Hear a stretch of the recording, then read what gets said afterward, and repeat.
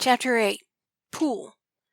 Johnny spent most of the evening visiting with his family and friends, doing his best to smile and act normal. He did manage to enjoy himself, but under the surface, he just wanted to be left alone so he could have time to think.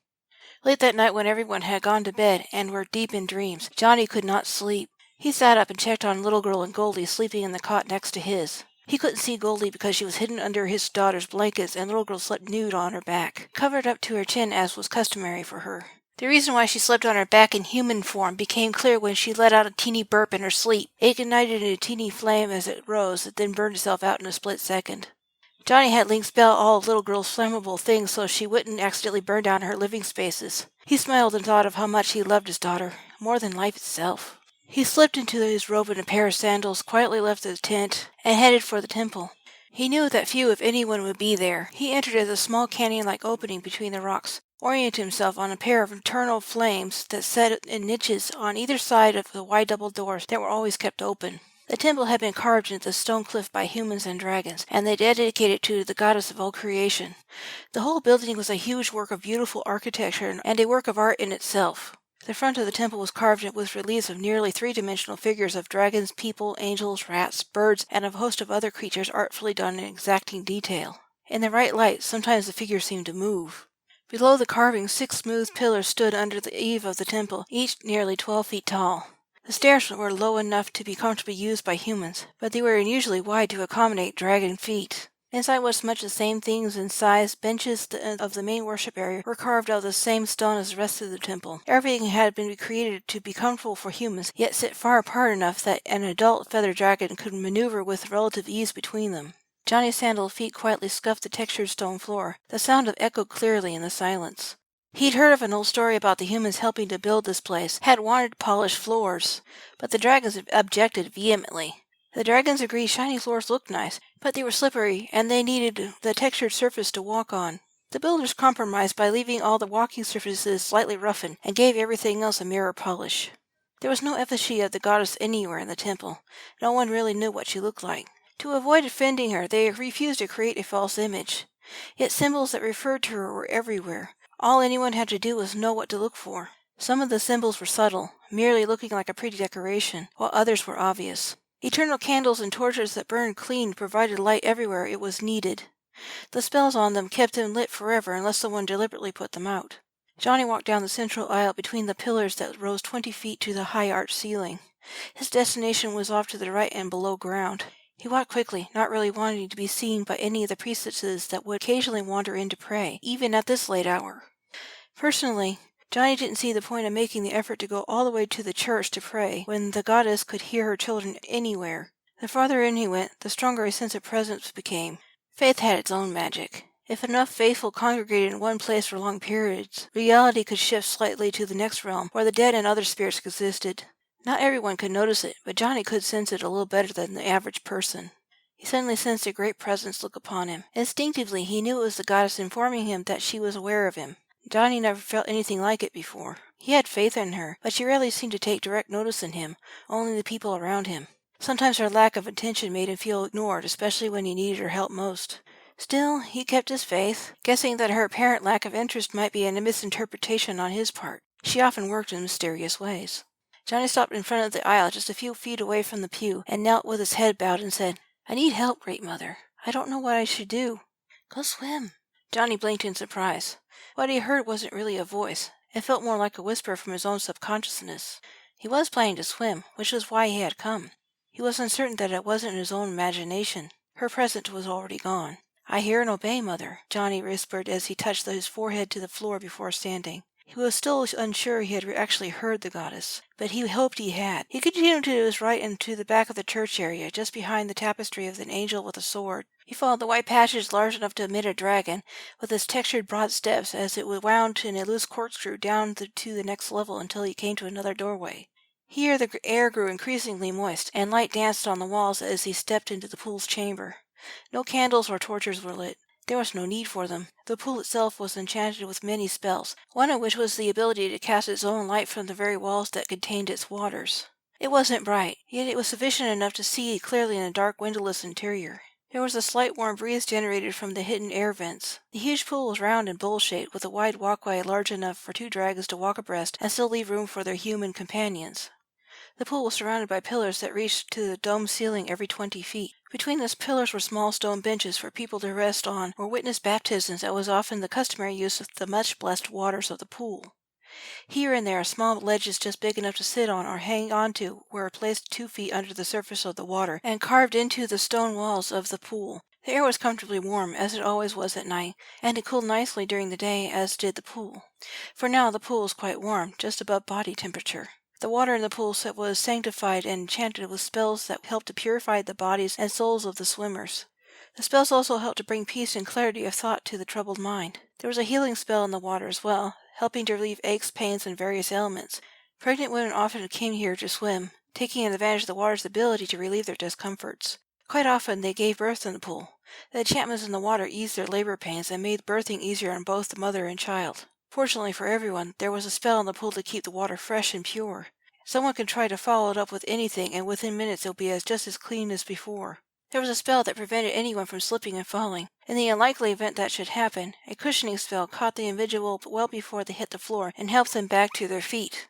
There was a spell that prevented drowning. When a diver swam under the surface of the pool, a thin bubble of air formed over their faces and ears, preventing the water from even touching those areas. Thin air was teleported in and out of the swimmer's lungs in such a way that breathing was easy and natural. The last enchantment was the spell of illusion. In and on the water's surface, any image could be created at will. This was as much tool as entertainment. These illusions could be used for seeing and hearing events on other parts of the world. The pool wouldn't show things too private for anyone to see unless it was something genuinely wrong. This was useful in trials, for the water didn't just show the present, but also the past. The practitioners of magic thought it was best not to let anyone see the future in the pool. There were too many variables involved. Nothing enchanted to foretell the future was as good at navigating the possibilities and finding the most likely outcomes as a living seer could.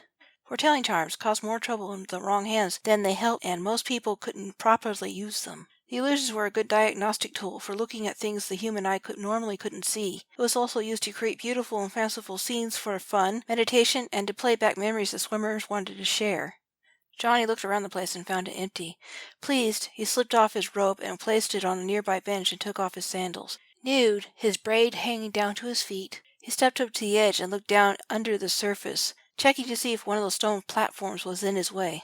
There was, so instead of diving in, he eased into the pool and stood on the bench.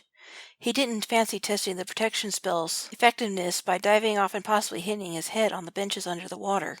He sat down a moment on the 2-foot-wide and 3-foot-long platform and placed his hand on the surface of the water and said, "Elena." Instantly, a segment of water right in front of him became a sort of window looking in on his sister. She lay on a bed in a relatively Spartan room with a few shelves half filled with spellbooks, a small table, and a chair. She lay wakeful, staring up at the charmed canopy of the bed, made to look like a fanciful night sky. Here Orion, there Pegasus, and so on, each teeny embroidered star glowing like a real one. When Johnny willed the image to focus more closely on his sister's face, in the dim light generated by the stars in the canopy, he could see the streaks of tears on her cheeks. She sniffed and pulled a hanky out from under her pillow and quietly blew her nose. Then she wiped her eyes and stuffed it back under her pillow. Johnny watched as she placed her hand over her abdomen and fresh tears leaked from her eyes. Johnny placed his own hand over the same spot on his belly in sympathy. Seeing her like this, missing her son, likely mourning her dead husband and father too, he couldn't find it in himself to be mad at her any longer. She rolled over, and he remembered there was one more ability of the pool. He was sore tempted to use it, but also reluctant to disturb her. He wanted to reassure her that he was fine, so likely the baby was okay too. But he didn't really know that, at least not yet. Besides, he was curious to know what was going on in there. He mentally pushed the image of Elena in her room to one side, still thinking over whether or not he wanted to talk with her just yet. He said quietly to the pool, "I want to see the contents of my abdominal cavity." Then he saw a life-size prone image of himself, with the skin and muscles removed from just below his ribs to just above his groin. Johnny spotted the extra organ that didn't belong to a man at once. He narrowed the field and brought the image closer. He saw the front of his pelvis, his bladder, and just behind and above that, a sort of uterus. He knew what a normal human uterus looked like. His looked very similar, except the ovaries and fallopian tubes were nearly vestigial. He magnified them, stripped back the surface, and kept enlarging the image. When he had magnified everything to the cellular level, he looked for egg cells inside the ovaries and found none. He thought about it for a while, then remembered ovaries were also used by the body to produce female hormones. So that must be what they were for, Johnny concluded with a wrinkled nose. He knew the hormonal changes they would bring about in his body would be necessary to help support and nurture the baby. He also knew that it would do unpleasant and strange things to his mood and body. He hoped he would at least avoid morning sickness. Next he zoomed out the image and focused on the womb, peeling back the layers and making them vanish until he could get a clear window inside. It took him longer than expected to find the baby, like finding a needle in the haystack. After the first few minutes of fruitless searching, he asked the pool to help him find what he was looking for. The picture wavered, then a small circle appeared not far below the exit point of the left fallopian tube. Johnny squinted at it and could just barely make out a teeny lump about the size and shape of a grain of rice. He magnified the image until he could quite clearly see the embryo surrounded by his teeny fluid-filled amniotic sac. At this magnification, Elena's son looked like a salmon-pink lump.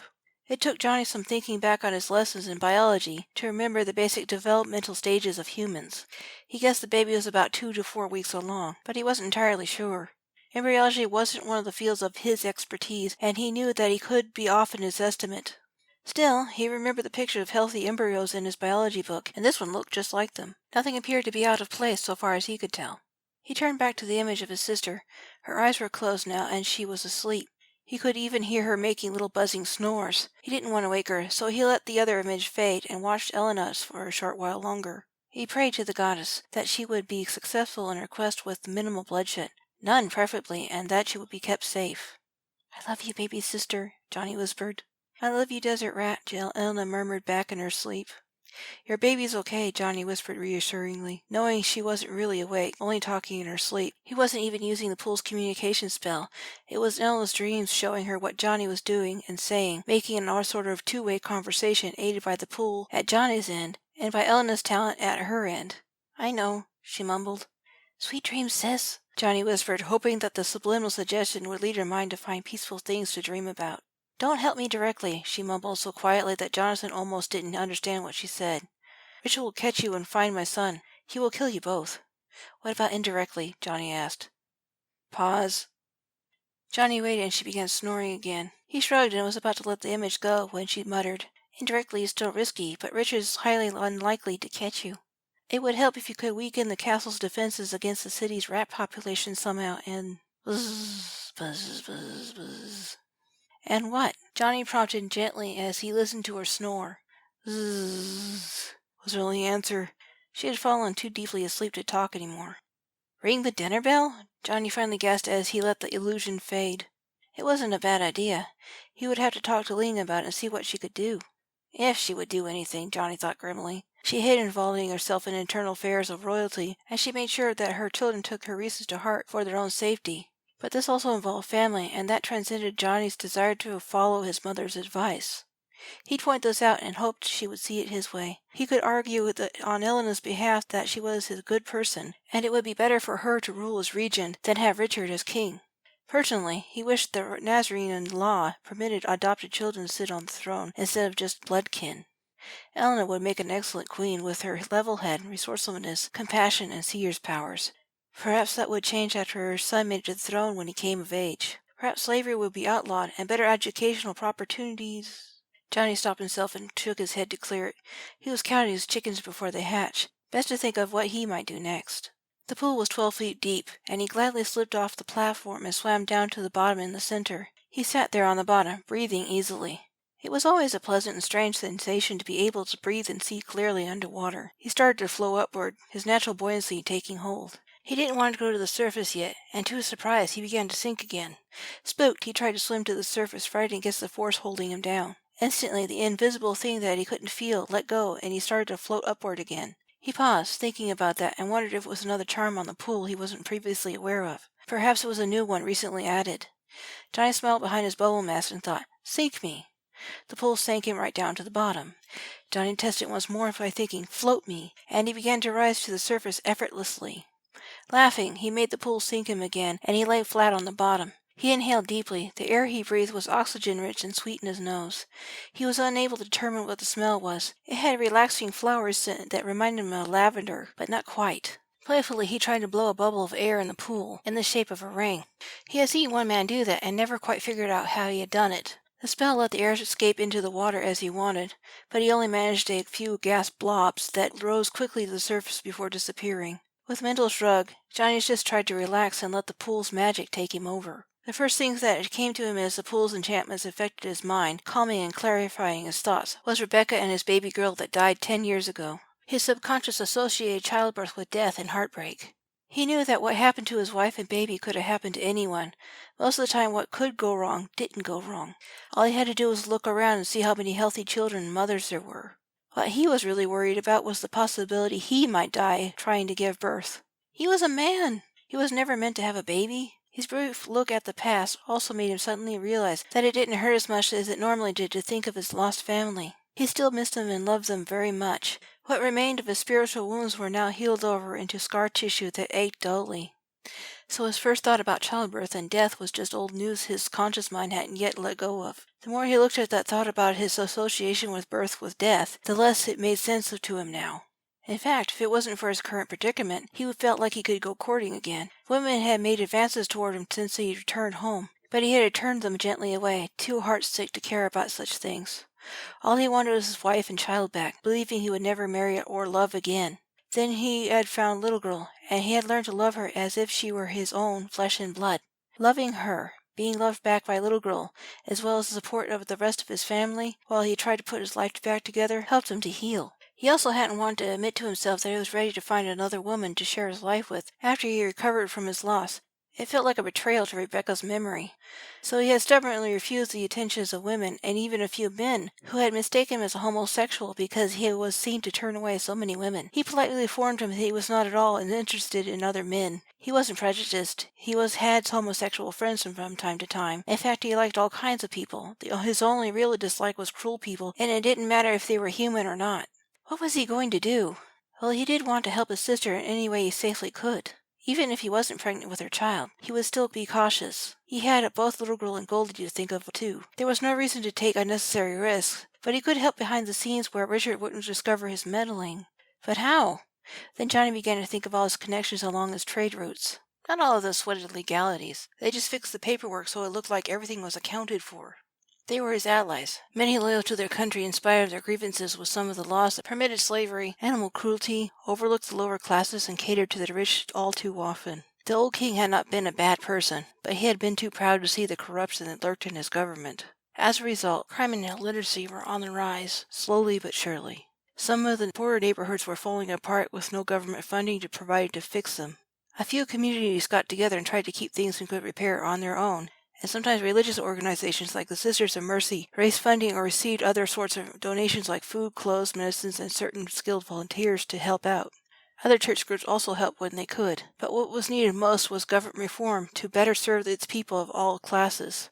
The volunteers couldn't keep up with the demand, and it was getting worse every year. There was, of course, the matter of Richard hunting him. What to do about that? After a moment's thought, he wrinkled his nose at what was coming to mind. He would have to lay low for a time and use his contact mirror to talk to his allies.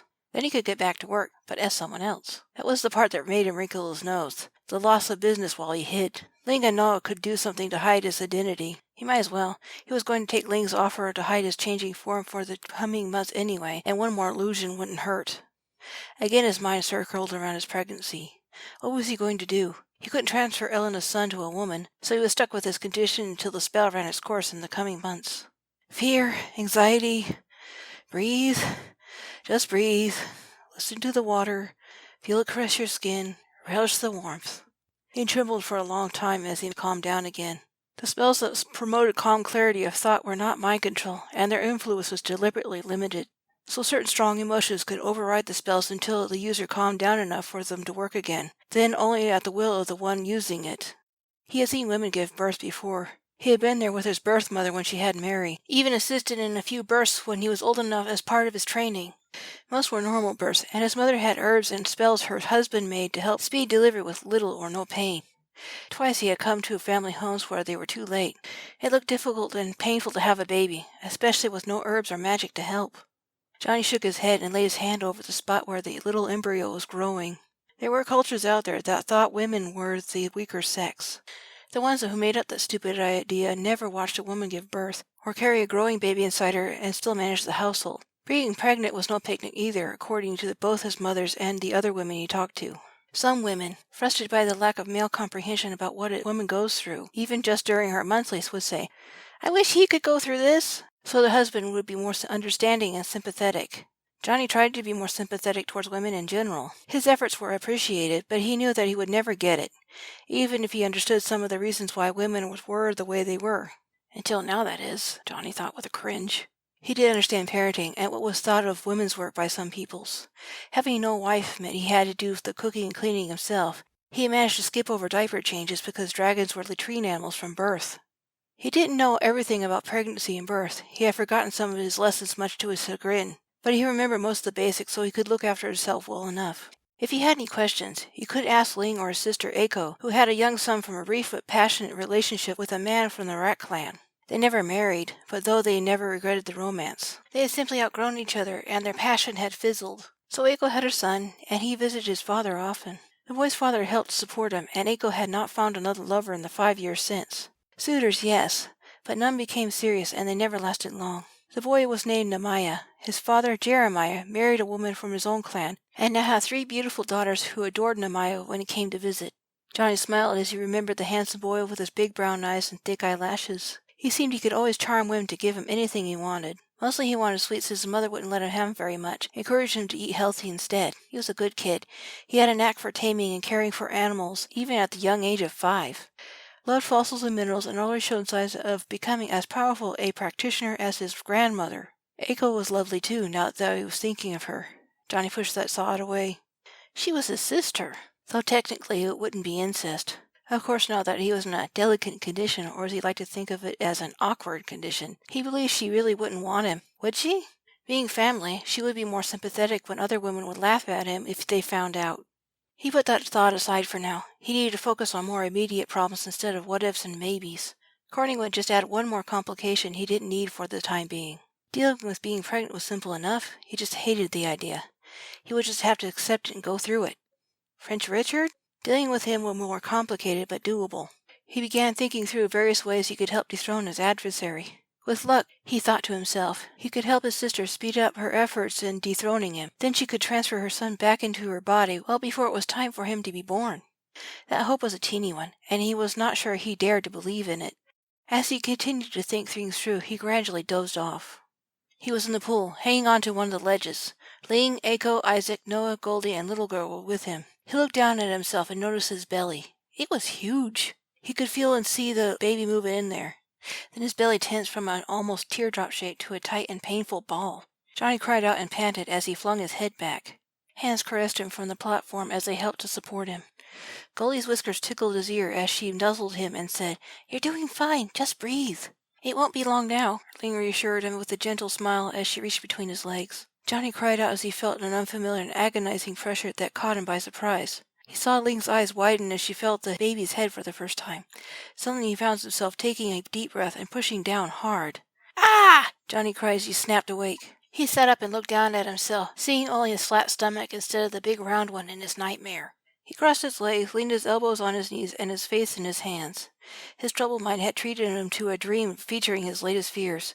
He really didn't want to go through labor. Growling and cursing under his breath, he made the spell let go of him so he could swim to the surface. He swam to the nearest platforms and used it to pull himself out of the water. He felt heavy and strange after having his weight buoyed by the water for so long as he stood on the edge of the walkway. He waited as the water ran off of him, every drop returning to the pool. In a minute he was dry again, and he walked over to his robe and sandals and put them back on. He walked quickly and quietly as he could back the way he came, meeting no one along the way, and discovering by the movement of the stars he had been gone only a few hours, and there wasn't yet a trace of morning in the sky. He went back to his own tent and returned to bed, this time able to sleep, disturbed by no more bad dreams.